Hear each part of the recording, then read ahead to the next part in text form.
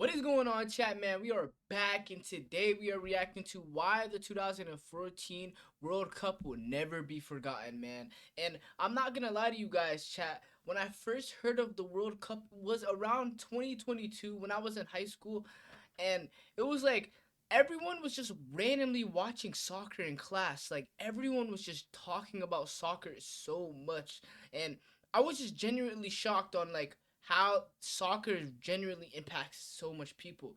And today I'm curious on like how crazy the World Cup was and is. So people, I seen a video. You guys recommended me this video. 2014 World Cup. So hey, let's get straight into the video. And if you guys are new to my channel and you guys like this type of content, man, hit that subscribe button, man, and join the crew. But with that being said, let's get straight into the video. Yes, sir.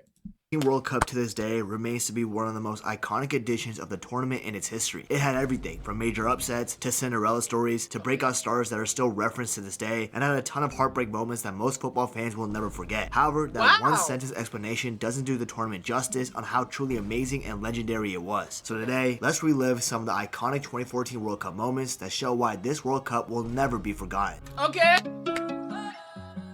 So the first reason why the 2014 World Cup is still seen as so iconic is the fact that it was hosted in Brazil. You know, the football capital of the world, some would say. After all, any football fan would know this, but Brazilians are some of the biggest lovers of the beautiful game. Their national team I have a genuine question, for it being in Brazil, like, did that make the game of soccer even more crazier, like a fan base of more fans? Because we're about to have the World Cup, I think, in America in 2026. So let me know how y'all feel about that, man.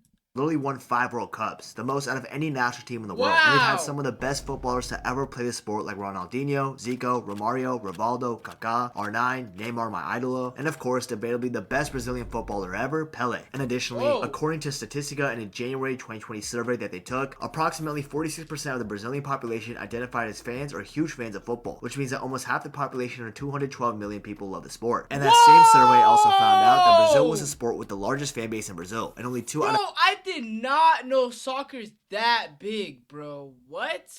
The 10 respondents expressed no interest in the sport at all. Plus, with the passion for football in the country being so deep, the country is often referred to as O País do Futebol, which translates in English to the country of football. When your country has a nickname like that, I feel like it's only right that you can call yourself the capital or the home of football. But it's not just the fact that Brazilians are in love with the beautiful game. It's the fact that Brazil were heading into the 2014 World Cup on a high. You see, leading up to the tournament, one of the greatest footballers to ever play the game, who once had the potential of being even greater than Messi and Ronaldo, Neymar, was entering his first...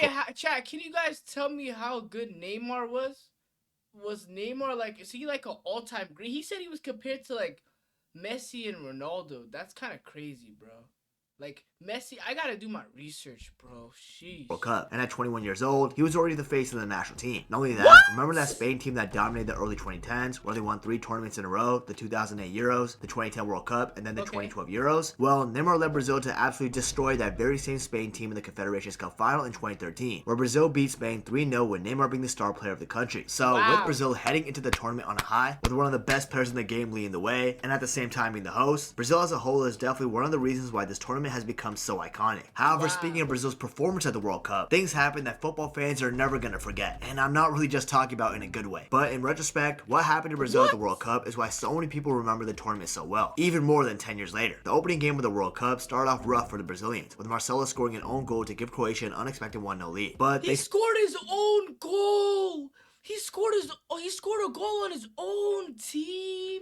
What? The Brazilians of Neymar, who scored a ridiculous outside-the-box goal with his weak foot to equalize the game, and then scoring a penalty, and Oscar scoring one in injury time, Brazil would start the tournament in winning ways by securing a 3-1 victory. The next game, though, due to an Ochoa masterclass from Mexico, Brazil would draw to the North American country 0-0. But against Cameroon in the last group stage game, Brazil would be so dominant and win 4-1, with Neymar scoring a brace and getting 4 goals in 3 games. However, the round 16 tie against Chile would be a little bit tricky, with this Chile side being the same generation who essentially knocked out Spain, which we'll get to later, and the same generation of players who went on to win 2 Copa Americas back-to-back in 2015 and 2016. But after drawing 1-1 in 120 minutes, Brazil will win the penalty shootout with Neymar scoring the decisive penalty, and they would make the quarterfinals. But after this is when bad things started happening to this football nation, and the reasons why this tournament was going to be remembered forever. In the quarterfinal game against Cinderella story side Colombia, which we'll talk about later, Brazil would end up winning 2-1 thanks to a goal from Thiago Silva in the 7th minute, and then David Luiz scoring an outrageous free kick in the 69th minute with his iconic screaming and running celebration. And like I said, even with James Rodriguez scoring one back to make it 2-1, it wasn't wasn't enough and Brazil would make the semifinals. However, not without taking a couple of hits. First, the captain Thiago Silva would get booked with a yellow card in the 64th minute, and due to yellow card accumulation, he was suspended for the semifinal showdown against Germany. Second, the 21-year-old he was suspended in the World Cup? Oh my, I know that actually hurt the team or some way, somehow. Our boy Neymar, who is carrying this nation at the World Cup, got injured by Zuniga. And please, bro, don't cancel me for saying that. That's dead as his name. After he rammed Neymar's back with his knee, which broke a bone in his back. Pause. And this gave Neymar out. It broke a bone in his... Bro, there's no way he did that for a soccer reason. He tried to injure him. No way. For the rest of the tournament and kept him on a wheelchair for weeks, even releasing a video telling the Brazilian fans that he's in pain but to still root for the team, etc. The scary part is that if the Colombian defender kneed Neymar just 2 centimeters lower in his back, he would be unable to walk, let alone play football again. I'm grateful that Neymar ended up recovering, because not being able to see the beauty in his footballing ability throughout the following years would have been so depressing. Yeah, I'm a Neymar glazer, deal with it. Anyways, without Neymar and Thiago Silva in the semifinals, Brazil were depleted, but with them being the host nation and still a decent side without them, they were still expected to challenge a very relentless and strong Germany side. But 11 minutes into the game from a corner kick, Thomas Müller was wide open and simply kicked the ball in to give Germany an early 1-0 lead. Then 12 minutes later in the 23rd minute, Thomas Müller leaves the ball off perfectly for Klose, who gets his goal after scoring from a rebound to make that his 16th World Cup goal to make it 2-0, becoming the #1 goal scorer in the competition in World Cup history. But it gets so much worse, because 1 minute later in the that's crazy, bro. Like, oh my, there's a whole country on the line. 24th minute, Toni Kroos hits a half volley with his weak foot into the back of the net to make it 3-0. Then 2 minutes after that in the 26th minute, Toni Kroos wins the ball back and receives the ball right in front of the net from Khedira to make it 4-0. And then 3 minutes after that in the 29th minute, Khedira finally gets one of his own to make it 5-0. Yeah, in the first 30 minutes of the World Cup semifinal, Germany was beating Brazil 5-0. Not only that, Germany scored 4 goals in 67 minutes in the semifinal of the world's biggest competition, when almost everybody in the world was watching. As you can see, this game right here is iconic and forever etched in history, but not for the right reasons. Well, if you're a Brazilian fan, it's not for the right reasons, because for Germany, I bet they didn't care at all. This game was so crazy that even my parents asked me to put on a replay of the game so they can watch it too. My parents don't really care about football, bro. That's how huge the destruction of Brazil news was. Even that Brazilian kid. Bro, I'm missing out then, bro. I'm getting tired of just watching, straight basketball, boxing, football. Like, I didn't know soccer was this crazy. I'm not getting tired of basketball because, basketball is my forever, favorite. But I'm not getting tired of boxing either, but, like, it's just, like, chat, you gotta think about it.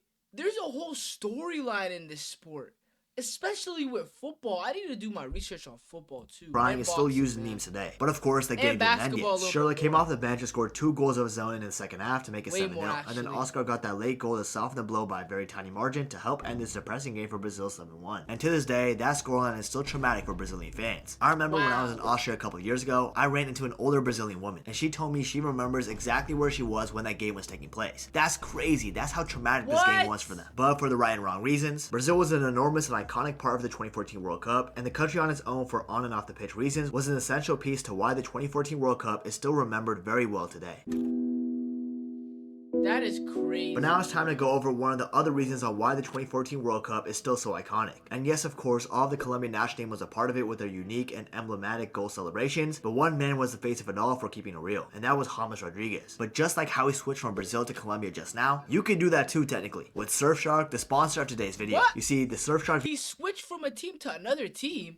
VPN. So like I said, you can literally go from Brazil servers to Colombia servers as fast as just a click. Additionally, with Surfshark, you can browse the dangerous Surfshark. You can help with the extra. Go to surfshark.com/VPN in a displeased way. With the superstar for Colombia and arguably a top 3 striker in the world at the time, Radamel Falcao, being ruled out of the World Cup due to a torn ACL in his left knee back in January of that World Cup year, which meant he was unable to regain match fitness in time for the tournament, thus ruling him out. So there wasn't too much. Chat, do you normally get injured a lot playing soccer? Like, is that a normal thing to, like, easily be injured?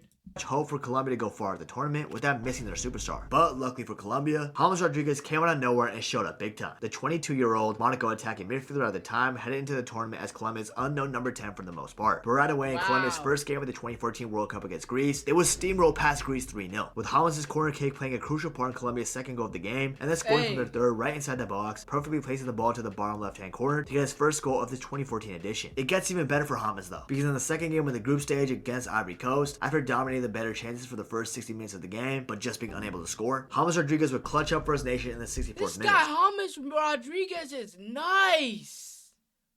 Chat, like, where do you guys rank him? Was he like a very good player? Scoring from a header from a corner kick to put Colombia up 1-0, crucially to send his country through to the knockout rounds. And even though Ivory Coast scored one goal later in the match, Colombia scored another goal shortly after James' goal. A goal where, by the way, James won the ball back for them to score, just FYI. But this also meant that they won 2-1 and made it through. However, the top of the group was still undecided, so Colombia desperately wanted to get the win against Japan in their last group stage game. And they did just that, largely thanks to, of course, the rising star at the time, James Rodriguez. Now in the first half, Colombia would win a penalty, in which Cuadrado would convert it to make it 1-0 to Colombia. However, in added time in the first half, the ex-Leicester City striker that would win the Premier League 2 years later, Shinji Okazaki, would somehow score an outrageous header that was crossed behind him to level up the tie. But then in the second half, James Rodriguez stole the show, as he often did at the World Cup. First, in the 55th minute, James Rodriguez would lay off the ball perfectly to the striker Jackson Martinez, the man who dipped his potential to collect the bag in China, and he scored to restore the lead for Colombia. Moving on to the 82nd minute, James Rodriguez would lay through a perfect ball to Jackson Martinez, where he proceeded to cut inside to score to make it 3-1 for Colombia. And this also meant that James Rodriguez would get 2 assists in this game. But the show didn't stop here, because in the 90th minute, James Rodriguez would dance with the ball, leaving Yoshida inside out and dropping him to the ground, and chip the goalkeeper after that to make it 4-1 to Colombia. This made sure James Rodriguez finished the game with a goal and 2 assists, meaning he played a crucial role in 3 out of the 4 games that Colombia scored on that day. That is crazy. Yoshida is never going to forget this moment, especially because that goal is still being relived upon on TikTok, YouTube, Twitter, etc. to this day. But now it was time for the serious round, the knockout stages, where Colombia were set to face a familiar foe, and the Copa Bowl opponent Uruguay, who finished second in their group due to Costa Rica finishing above them, a side we'll talk about in a bit. Luckily for Colombia though, Uruguay star man Luis Suarez would be suspended for this match for biting Chiellini's shoulder in their match against Italy, and this advantage would prove pivotal for James and his Colombian teammates. Most of the first half though, both of the sides were feeling each other out, and it was just really physical, with a bunch of challenges flying in from left and right. However, there soon would be a James Rodriguez masterclass, because in the 28th minute, James Rodriguez will receive the ball in his chest, in which he controls it beautifully, turns around swiftly, and slams the ball on the underside of the crossbar, and the ball goes in to put Colombia up ahead against Uruguay 1-0. This goal to this day is one of the great. This guy is literally cooking, bro.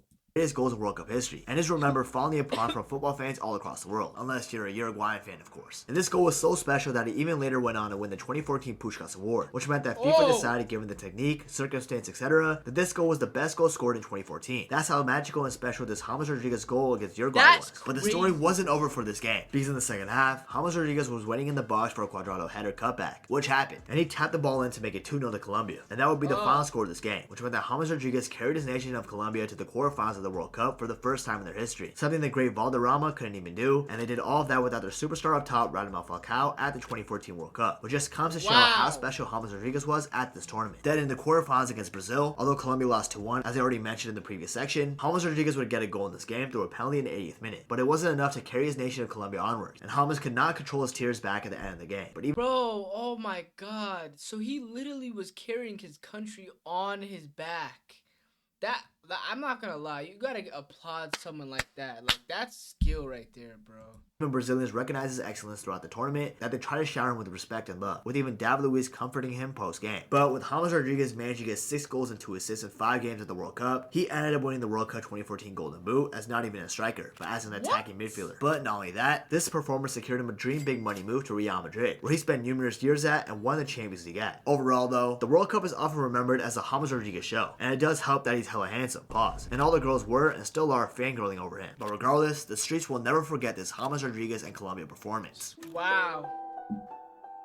Speaking about never forgetting performances, we gotta talk about the major upset that happened to the Spain national team at the 2014 World Cup. But before we talk about this one, please remember to subscribe to the channel. I really appreciate it and it means a lot, so thank you. And also if you guys can, follow my Twitter and my Instagram, both on Debuto, if you just want to hear my thoughts on football games, transfers, and overall just to get to know me more. And also make sure to join the Discord server, link in the description, and also follow me on Twitch, last edition of the tournament. Now it's not a guarantee, as we saw with France most recently where they won the 2018 World Cup, but instead of getting grouped, they went on to the final of the 2022 World Cup. But this quote-unquote curse has occurred multiple times in the past. For example, France won their first ever World Cup in their home country in 1998, where they dunked on R9's Brazil 3-0 in the final. But at the 2002 World Cup, they failed to progress in the group stages, even going out without scoring a single goal. Then in 2006, Italy won their 4th ever World Cup in Germany. However, in 2010, they were eliminated in the group stages as well, continuing the trend. Even after the 2014 World Cup, where Germany won this edition of the competition, they failed to progress in the group stages at the 2018 World Cup after losing to South Korea on the last match day. However, what felt different regarding the 2014 World Cup after the 2010 edition was that Spain was simply just built different, or so we thought. This national team was creme de la creme. This is the same national team that went on to win the 2008 Euros, snapping their trophy drought of 44 years, won the 2010 World Cup, becoming the world champions for the first time ever, then winning the 2012 Euros, destroying Italy 4-0 in the final, becoming the first national team in history That's a crazy. to win 3 consecutive major international competitions. And they did so by showcasing the revolutionary tactical That's approach known as crazy. tiki-taka, which is a game plan characterized and revolved around intricate possession-based play, along with having a remarkable defensive record, not conceding a goal in the knockout stages of these 3 tournaments that they won. With that, along with the trophies, Spain would barely lose due to their rock-solid defense, even having a 35-game undefeated streak during this golden period of theirs, before the United States knocked them out of the Confederations Cup in surprising fashion. Now, they did lose the 2013 Confederations Cup final in a very convincing way, with Neymar leading Brazil to a dominant 3-0 win, absolutely destroying Spain's tiki-taka style. The first time this really Neymar, all I'm seeing right now is Neymar.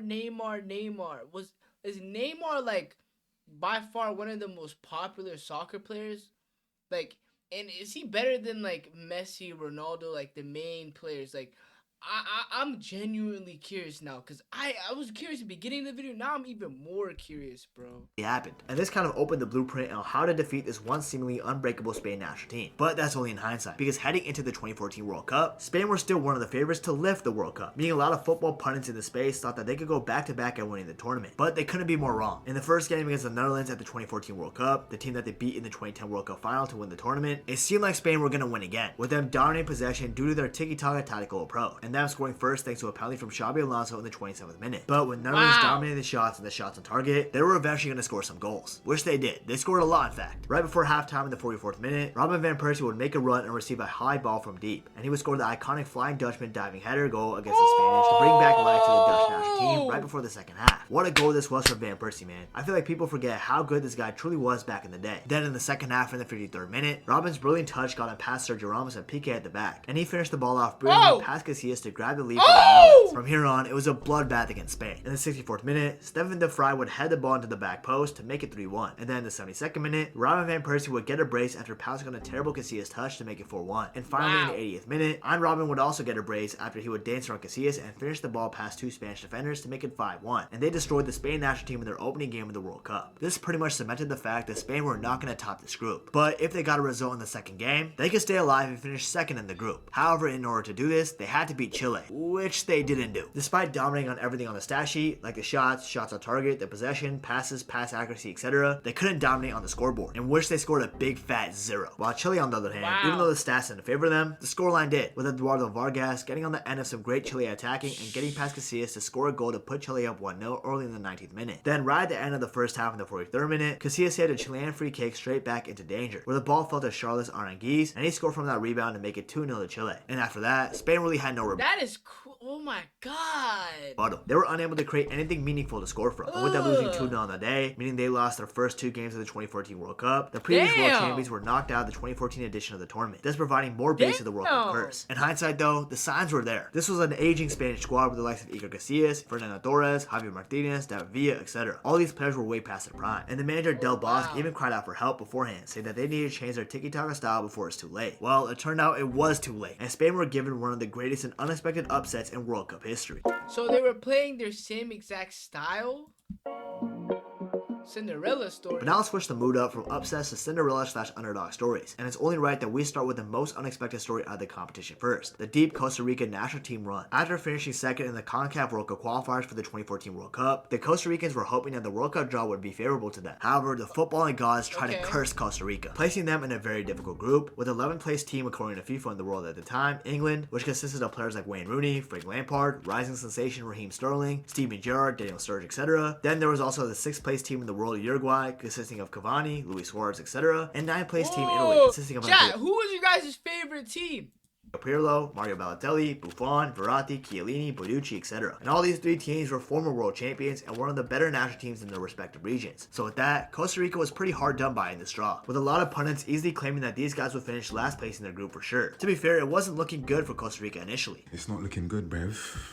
It's not looking good. But Costa Rica has a surprise for everybody. They had some talented players that the footballing world was yet to discover, like Keylor Navas, the greatest North American goalkeeper of all time, and a Real Madrid goalie that won numerous Champions Leagues and other trophies with the club, or the captain Brian Ruiz, who's essential to how Costa Rica played at the tournament. And of course, how could we forget about Joel Campbell, the young rising star at the time who got signed to Arsenal as well. So chat, how ball dominant were these guys? Were they crazy. He was expecting big things out of him after this tournament. And with players like these and many more, dare I say that Costa Rica had one of the greatest Cinderella stories that the World Cup has ever seen, only adding Okay. more fuel to the fire on why the 2014 World Cup might be one of the best ever and one of the most iconic editions of the tournament as well. To start things off, Costa Rica had to play the highest ranked nation in the group, Uruguay, first, and the Costa Rican national team manager at the time, Jorge Pinto, set up his team in a 5-4-1 formation to combat Uruguay's 4-4-2 formation, and has wingbacks fly high up the pitch to expose the space behind Uruguay's midfielders and help out Okay. Brian Ruiz and Joel Campo on the Okay. attack. However, the game did not start off the best for Costa Rica, with them giving up a penalty in the 24th minute, in which Edison Cavani easily buried to bring an early 1-0 lead to the Uruguayans. The Uruguay were definitely the better side in the first half, with them having the better chances even after the goal, but Costa Rica managed to stay strong and keep it only to a 1-goal deficit, and they themselves would bounce back in the second half. Because in the 54th minute, the rising star Joel Campo blasts the ball from a volley with his left foot inside the box to bring the game to a 1-1 stalemate. But then 3 minutes later, in the 57th minute, Oscar Duarte would head the ball at the back. Chat. Do celebrations in soccer are like one of the main things, right? Like like, what's your guys' favorite and what's the most iconic celebration? And score to bring Costa Rica an unexpected and rare 2-1 lead. And following that, in the 84th minute, Marco Reni would run past the Uruguay defense and slip the ball past Muslera to secure a dramatic 3-1 victory over Uruguay to start off their 2014 World Cup campaign with a win to everybody's surprise. But at the time, a lot of football fans thought that Costa Rica's win was just a one-off, and that it was a fluke, with Luis Suarez not participating in the opening match due to him recovering from an injury. So when it came time for Costa Rica to play Italy in the next game, the Streets were still expecting Costa Rica to lose. But the Streets were wrong, because not only did Costa Rica have more shots on target with an even number of shots compared to Italy, but they won out on the most important category, which was the scoreline, with Brian Ruiz scoring a header at the back post in the 44th minute to score the lone goal of the game, pulling off another miracle. That's what I'm saying. Never underestimate your opponent. Never underestimate your opponent. Upset for Costa Rica as they went on to beat Italy 1-0 and guaranteed themselves a spot in the round 16. This was truly a miracle, and the Costa Ricans had a right to celebrate, but the job wasn't over yet. Job's not finished. Job finished? I don't think so. Because if they wanted to top the group, they had to get a result against England in the final group stage game, which they did. I'll just get straight to the chase. England were not clinical enough, with them only having one shot on target, despite having double of Costa Rica's shots, and the game ended 0-0. So with Costa Rica managing to unexpectedly grab a total of 7 points, they topped the group with the world champions Uruguay, Italy, and England being inside it. That is crazy. But the story of Costa Rica's miracle run doesn't end here, because due to them topping the group, they lucked out by not having to play Colombia in the other group, and instead they got to play the weaker side respectfully in that group, Greece. Now Greece was not an easy team to beat. They were resilient, and even had the talented Samaras up top. And to be honest, Greece throughout the entire match were the better team on the stat sheet and on the pitch. They won out in every single important category, including the shots. Don't tell me they whooped them like that. On target and possession. However, Costa Rica were clinical with their one shot on target, because in the 52nd minute, Brian Ruiz hits the ball accurately into the bottom right hand corner at the edge of the box to give the unexpected 1-0 lead to his nation. But sadly, Oscar Duarte slide tackled the Greek attacker in the 66th minute, and this got him a second yellow card, which meant that he was sent off and Costa Rica were down to 10 men. And even though Costa Rica were close to holding on to this narrow 1-0 lead in normal time, Socrates P in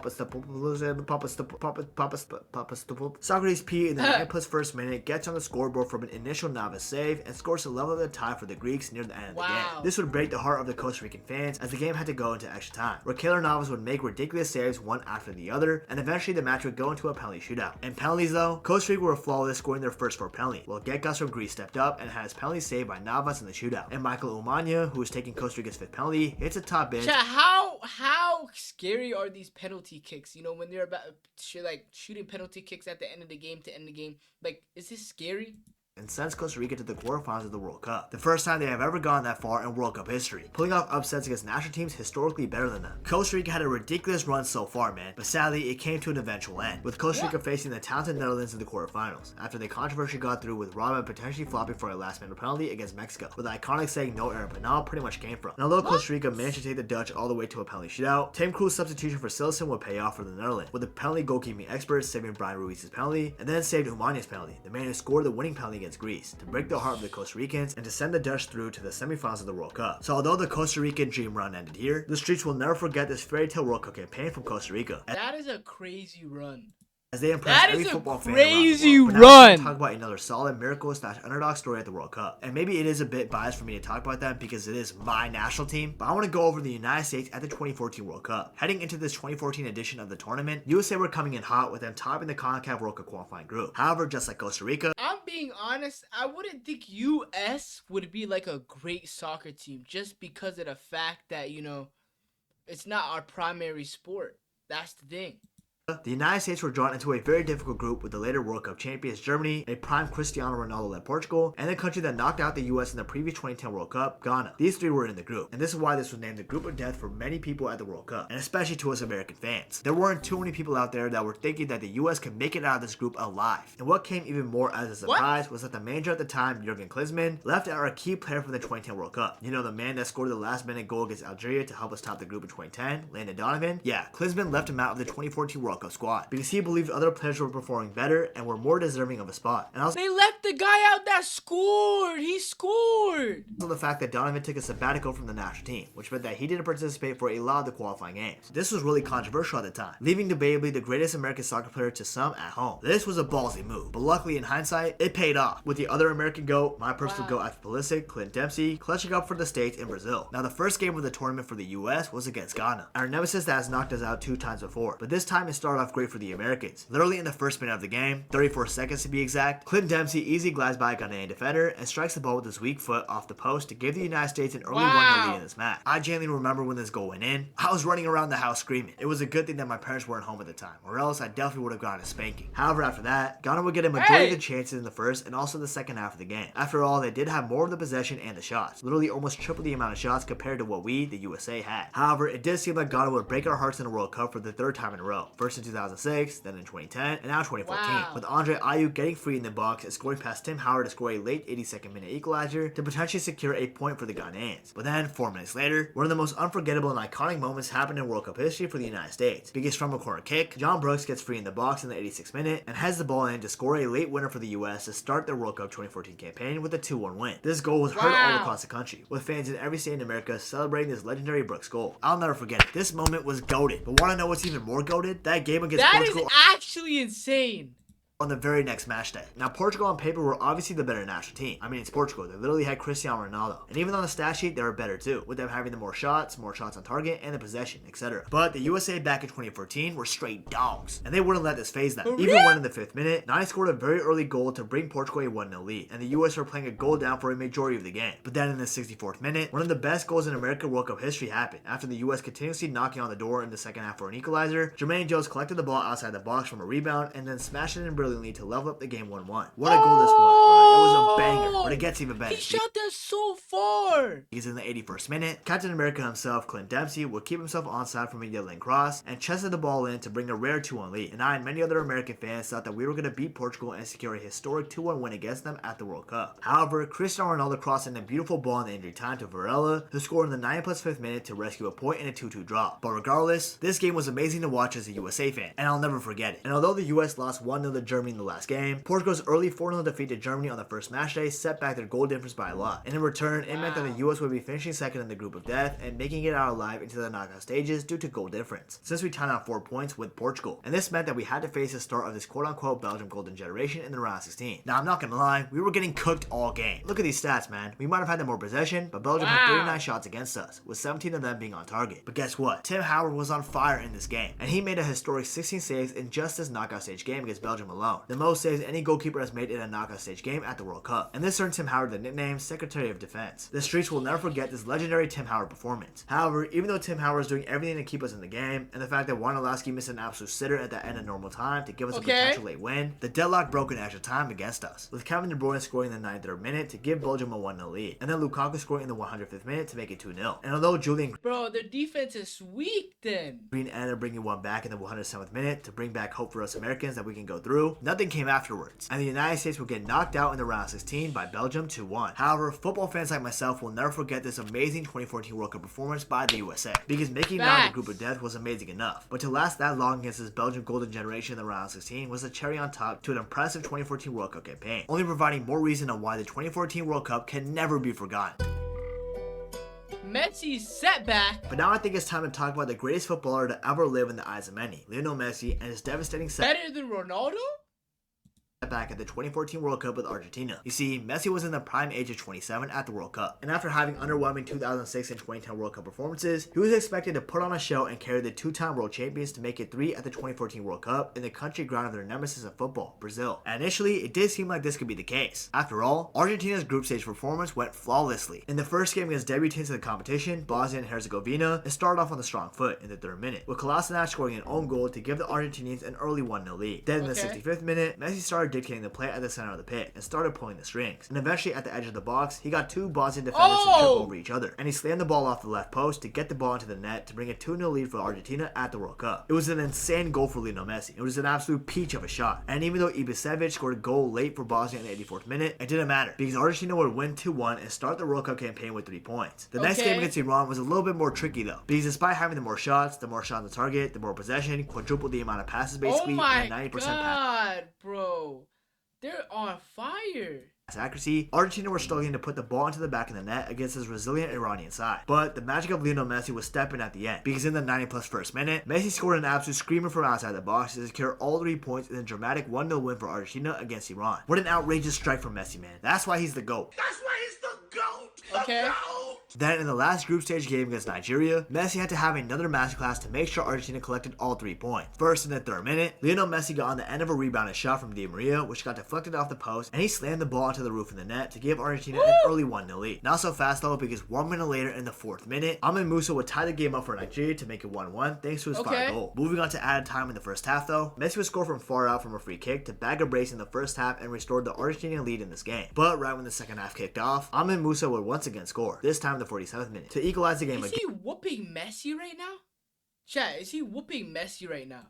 And for Nigeria. But Marcus Rojo would come clutch in the 50th minute from a corner kick to secure all 3 points in a 3-2 win for Argentina. He would be the one who would also clutch up at the 2018 World Cup against Nigeria too, in a must-win game for Argentina. What a coincidence that is, huh? Anyways, with Argentina winning 3 out of the 3 group stage games, they would qualify to the round of 16 against Switzerland. And although Argentina would win 1-0 thanks to a last-minute Di Maria goal in extra time, in which Messi laid it off so he got an assist, Argentina as a whole would low-key scrape their way to the final. And Messi failed to score a singular knockout stage goal after starting off the tournament hot. In the quarterfinals, it was only due to an early Higuain goal that they got past Belgium. Then in the semifinals, Argentina only won on penalties to make the final, etc. So when it came time for the World Cup final against Germany, it came to nobody's surprise that Argentina weren't performing at their best. And even though they did score an offside goal from Higuain, Germany would have some of the better chances. And in extra time, when Mario Germany whooped them like that.